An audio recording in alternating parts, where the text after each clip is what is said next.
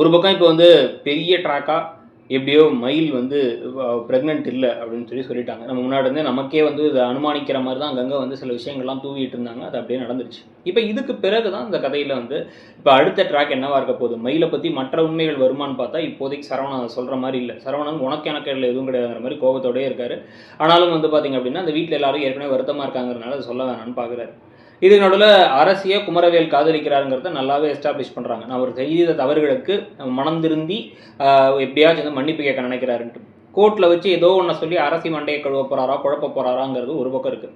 இது ஒரு பக்கம் இருக்கும் பொழுது இன்னொரு பக்கம் வந்து பார்த்திங்கன்னா இந்த கதையில் நமக்கு இந்த செந்திலுடைய இந்த சம்பள நாள் இப்போ வரப்போகுது. 4 நாளில் சம்பளம் வாங்க போகிறேன், 2 நாளில் சம்பளம் வாங்க போகிறேன்னால அதுக்குள்ளே இத்தனை விஷயம் நடந்து முடிஞ்சிருச்சு. மாதம் சம்பளம் வாங்குறதுக்கு அப்புறம் என்னென்ன பண்ண போகிறேன்னு 1000 கனவுகள் வச்சுருக்காரு. ஆனால் அதில் ஒரு ஆப்பு வர மாதிரி அவர் லஞ்சம் கொடுத்து தான் இந்த வேலையை வாங்கினார் அப்படிங்கிறது தெரிய வந்து முதல் மாத சம்பளத்துக்காக வெயிட் பண்ணும்போது ஆட்கள் வந்து இவரை கூப்பிட்டு போயிட்டு வந்து உனக்கு வேலையை விட்டு தூக்குறோம், நீ வந்து லஞ்சம் கொடுத்துருக்கான்னு தெரிஞ்சிருக்கு அப்படிங்கிற மாதிரி வந்து இது பண்ணி இவருக்கு மொத்தமாக வேலையே காலி ஆகிடுச்சா அப்படிங்கிறது தான் பார்க்கணும். ஏன்னா அப்படி கொண்டு போகிறதுக்கான வாய்ப்புகள் இருக்குது. அதுக்காகவே நிறைய பில்டப் பண்ணி சம்பளத்துக்கு அவர் வெயிட் பண்ணுறாரு, நிறைய செய்ய போகிறார், சொந்த காலில் நிற்க போகிறாரு. அவர் வந்து அந்த வேலையை பற்றியே கெத்தாக பேசிகிட்டு இருக்க மாதிரி நிறைய விஷயங்களை காமிக்கிறாங்கல்ல. எப்பெல்லாம் சீரியலில் நம்ம சொன்ன மாதிரி மேலே கொண்டு போகிறாங்களோ கீழே போடுவாங்க. ஒன்று இந்த விஷயம் இல்லைன்னா வேறு ஏதோ ஒரு விஷயத்த ஒரு பெரிய ஷாக் வர மாதிரி கொண்டு போவாங்க. ஏன்னா அப்ஸ் அண்ட் டவுன்ஸை வச்சு மட்டும்தான் சீரியல்ஸ் போகுது. மேலே போகுது கீழே வர, மேலே போக கீழே வர, இதை வச்சு மட்டும் தான் கொண்டு போக முடியும். ஏன்னா மெகா சீரியல் அப்படிங்கிறதுனாலன்னு சொல்லிட்டு கொண்டு போகிறாங்க.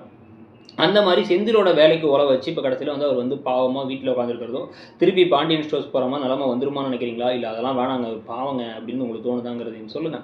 கூடவே இந்த கதிர்ராஜி கதையை அப்படியே மகாநதியில் விஜய் காவேரி நடுவில் இருந்த மாதிரி கொண்டு வராங்க. என்ன அப்படின்னா வந்து 2 பேருக்குள்ளேயும் அன்பு இருக்குது, ஆனால் அன்பை சொல்லிக்க மாட்டாங்க. அன்பாக வந்து ராஜி கிட்ட கதிர் பேச வந்தாலும் ராஜி வேணுனே வெடுக்குன்னு பேசுகிற மாதிரி காட்சிகள்லாம் காமிக்கிறாங்க.